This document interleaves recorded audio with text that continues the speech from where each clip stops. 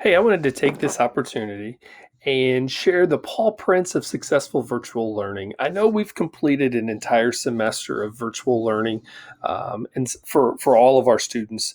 Some of our students have chosen the Bulldog Virtual Program, where they've participated in full virtual learning the entire semester. And then in November, as you all well know, we had the we all went for full virtual.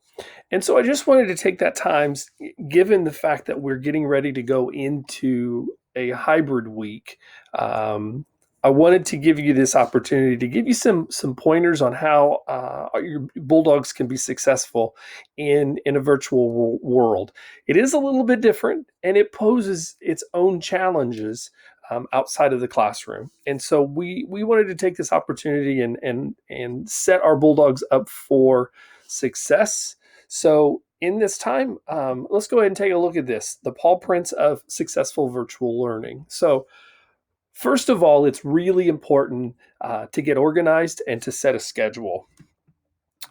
Um, Make sure that your internet is up to speed and everything is working properly. We understand there's going to be days. We're dealing with another company, and so we understand that the internet's going to come in and go out. It's really important to make sure that you have all of your supplies and all of your textbooks. For those of you that will not be in the building on Wednesday or on Thursday, it's really important to make sure that you take all of your textbooks and any supplies that you think that you might need on the days that you'll be virtual. For 7th through 12th graders, it is really important to make sure that you review your class schedule. Know if it's Black Day or know if it's Gold Day.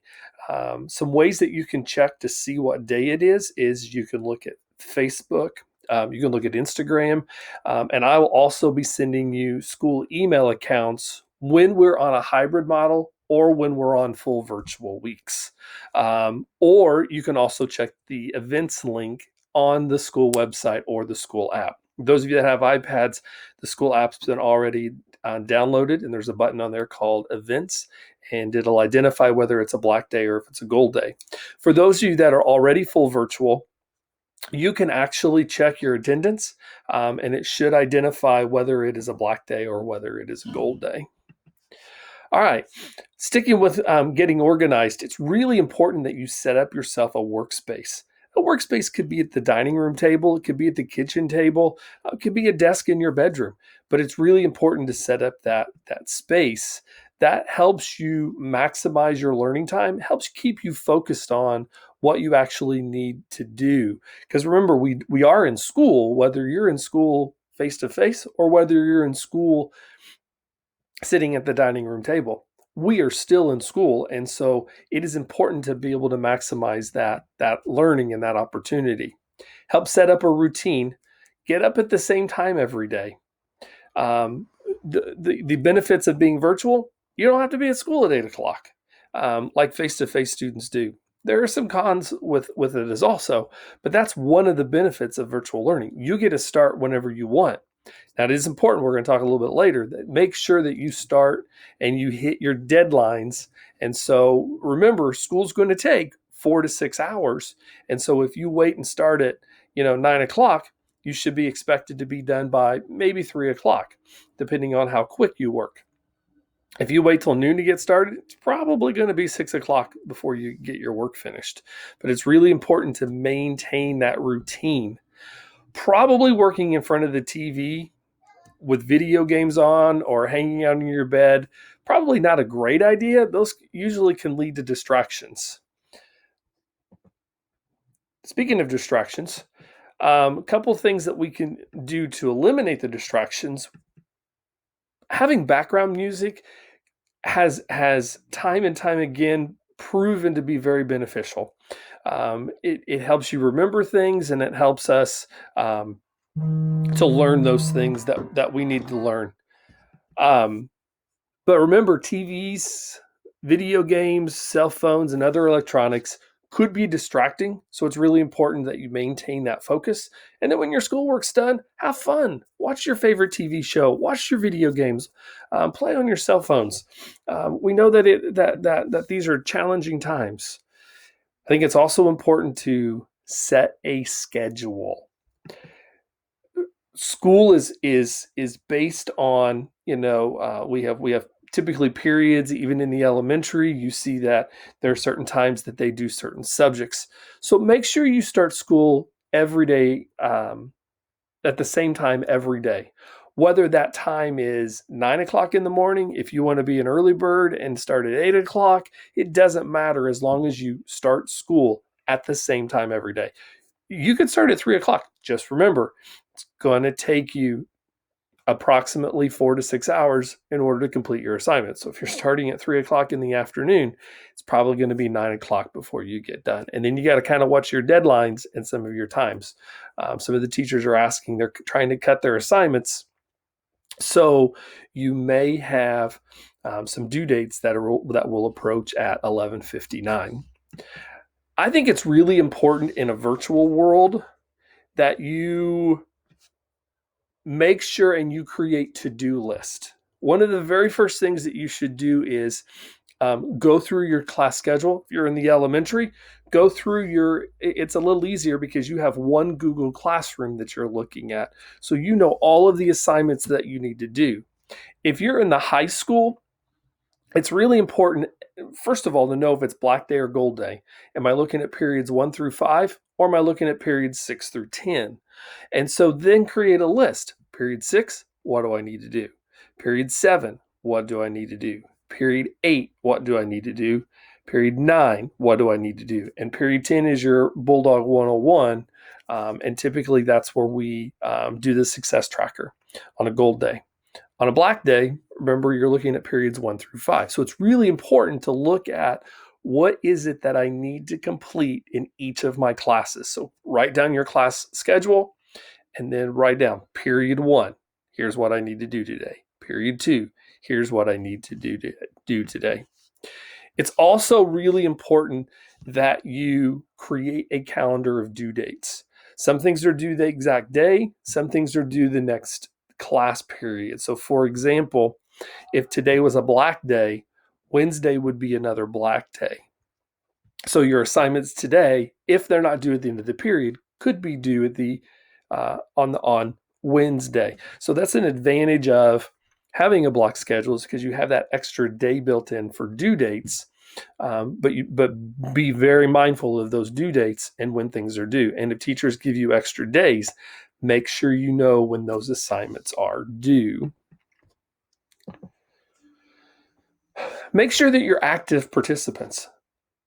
My students are doing virtual learning. My personal kids are doing virtual learning just like everybody else in the country. And one thing that I have found to be very, very beneficial is to check their Harmony accounts. It's difficult for parents to check Google Classroom. They don't know how to you don't know how to maneuver it. It can be very, very overwhelming and cumbersome. So I encourage parents to make sure that that you have a Harmony access, both for the students and the parents. That way, that's a quick play to see. Are you up to date on grades? Did I miss an assignment maybe last week? And make sure that you are staying up on the assignments and all of the projects that need to be completed for your assignments. One thing that I want to let parents in on is the turned in button is great for teachers. It's kind of that old school. When we were in school, we turned our assignments in the basket or we passed them up. That's the turn in button for our students. However, they have been known to hit the turned in button. So they show you their screen and said, look, my assignments are all done. However, the assignments are blank. And so just make sure that you've opened the document or the slide or whatever the assignment is, just to make sure that it is complete. Now, I will say that there are some third-party programs, links that the teachers are using, so therefore it may not be visible to see it, but just know that we've had a history of some students turning in some blank assignments. Make sure that you're looking at all of the instructional videos. The teachers are spending countless hours creating the most quality product that they can when they deliver it to you. So just make sure that you watch the instructional videos, that you're working independently. But with that known, make sure you're reaching out for help when you need it. On Wednesdays, teachers are available from 8 a.m. to 9 a.m. and then again from 1 p.m. to 9 or 2 p.m. But they're available all day long on their email. So if it's something that you're struggling with, that you didn't quite understand the lesson, reach out to your teachers. That's what they're there for. They're there to help you and be able to answer your questions. So make sure you're maintaining contact with your teachers. Um, Typically, they'll set up Google Meets with you. They'll send you a link to meet, and then also make sure that you're emailing them. For the students, you can simply type in their name; it'll auto-populate, and you can send it out, or they can send the email that way. But all the email addresses can be found on our website at duggarunionschools.org/administration/staff. Make sure that you're being held accountable for all of your assignments. This is very, very important because in a virtual world, you have the opportunity to work a little more independently and when you want to work and when it's convenient for your schedule. So if you're a night owl, you could be working in the afternoon. However, if you're a morning person, you could be working in the morning. But make sure you really look at those due dates and know when every single assignment for every single class is due. I will tell you that the school board just passed a new late policy, and that if you do not complete your test on time, teachers could impose a 25% penalty. Now, we understand that there's going to be problems. We're in a COVID world, so we understand that students are going to be ill. We understand that there's going to be technological problems. So this is a I didn't get it done, and so